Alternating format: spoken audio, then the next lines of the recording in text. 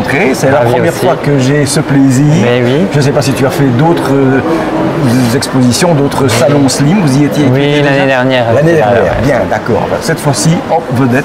Voilà, exactement. Ah, bah, avec plaisir. Alors, est-ce que tu peux nous parler de tes livres? Je les vois, tu les tiens avec bonheur. Oui, oui. Parle-nous-en un peu. Donc, il y a Le Scénographe, du coup, qui est édité aux éditions Panthère, donc qui est un thriller. Voilà. Donc, c'est un thriller sur lequel on assiste à une enquête. Oui. Et donc, l'enquête, c'est sur un tueur en série. Donc, quand on prend le roman, en fait, le tueur en série a déjà fait quelques victimes. Donc, l'enquêteur est déjà dans tous ses états avec ça. Et pour couronner le tout, son supérieur vient le voir avec une disparition inquiétante d'une auteure connue dans la région parisienne. D'accord.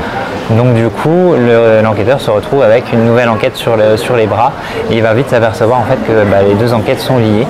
Et donc comme c'est écrit à quatre mains, on a fait des chapitres en alternance qui permet de suivre et l'enquêteur et l'auteur qui a été kidnappé, qui est donc avec le tueur, au plus proche du tueur. Alors, c'est quoi? C'est série noire? C'est vraiment du policier, c'est une enquête, mais c'est vraiment, comme on suit le tueur, forcément, voilà, on a des scènes un petit peu plus difficiles, et donc les parties avec l'enquêteur sont déjà un peu plus légères, si on peut dire, mais les parties avec l'autrice sont vraiment, voilà. Donc la pauvre autrice, elle est séquestrée pendant une longue période. Le livre policier a encore de l'avenir, puisqu'il y a des jeunes comme toi qui... Mais je pense, oui, effectivement, et puis malheureusement les tueurs en série sont un sujet un peu inépuisable, et qui moi m'intéresse particulièrement parce que justement c'est l'aspect psychologique de leur cerveau en fait qui m'intéresse en fait. C'est vraiment, comme j'ai pu travailler en psychiatrie, j'ai pu voir des gens qui étaient un petit peu dans la tête du tueur. Donc dans la tête du tueur, je trouve que c'est vachement intéressant en fait, psychiatriquement parlant bien sûr, donc d'être dans leur peau, quoi, et de s'imaginer comment on peut en arriver à faire à tuer des gens, à prendre des vies en fait, et pourquoi on fait ça, pourquoi il y a des gens qui n'ont aucune empathie et qui arrivent à faire ce genre de choses. Donc du coup, voilà. C'était un peu le but du... On peut le mettre dans toutes les mains, oui, les adultes. Oui, adultes évidemment, oui, à partir de 16-17 ans, je dirais quand même, parce que peut-être pas avant, parce que on voit que maintenant les jeunes sont très... sont assez... voilà, mais bon, je dirais quand même 16-17 ans, ça peut être... ça peut être pas mal, parce qu'il y a quand même des scènes un petit peu plus difficiles, quoi qu'on ne détaille pas vraiment non plus. On est plus dans la suggestion, c'est ça. Ce qui n'est pas forcément mieux, parce que des fois la suggestion, c'est assez... parce que ça peut ouvrir des portes sur le fantasme. C'est ça, chacun il voit ce qu'il veut, quoi, mais on imagine quand même bien ce qu'il fait. Oui, donc, voilà, c'est ce qu'on a essayé de faire transmettre. Absolument. En tout cas. Puis pas mal de suspense aussi évidemment dans le Et le deuxième? Et le deuxième, donc c'est avec LJ Stranovic, c'est aussi un 4 mains, ça s'appelle M/W, Sentiments et préjugés. Oui. Ça n'a rien à voir avec un policier puisque c'est une romance gay. Donc c'est un projet qu'on m'a proposé sur Instagram, un auteur LJ Stranovic que je suis sur Instagram qui écrit du thriller et de la romance, mais toujours LGBT, il a toujours des personnages gays dans ses romans, c'est ça. Tout le temps. Lui il écrit que ça. Il écrit très très bien et je le suis depuis longtemps sur Instagram et un jour il m'a parlé d'une anecdote qui lui était arrivée à la piscine.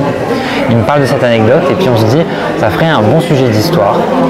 Alors je dis ah oui c'est vrai, puis je lui dis tiens tu pourrais partir là-dessus, enfin je lui donne des idées entre guillemets parce que moi j'écris pas de romance donc voilà. Il me dit mais tu veux pas qu'on écrive ça ensemble? J'ai dit oui, alors que je ne l'avais pas encore lu et il ne m'avait encore jamais lu non plus. Oui, d'accord. Donc on a pris un risque aussi bien l'un que l'autre et en fait ça a donné lieu à ce roman. C'est très très bien entendu.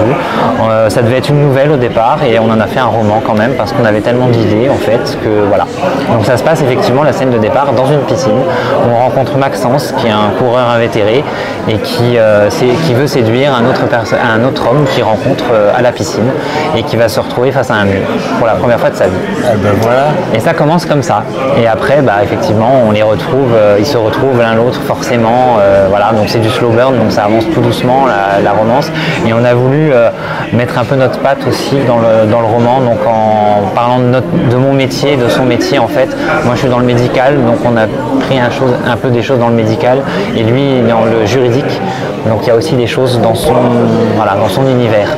Donc on a essayé de mélanger nos univers à l'intérieur de cette histoire pour qu'il n'y ait pas que de la romance et que ça puisse convenir aussi à d'autres personnes qui lisent pas forcément. Spécialistes qui ont travaillé quoi. Voilà, on essaye, on essaye. Donc voilà. Donc, en tout cas, bravo pour tout ça.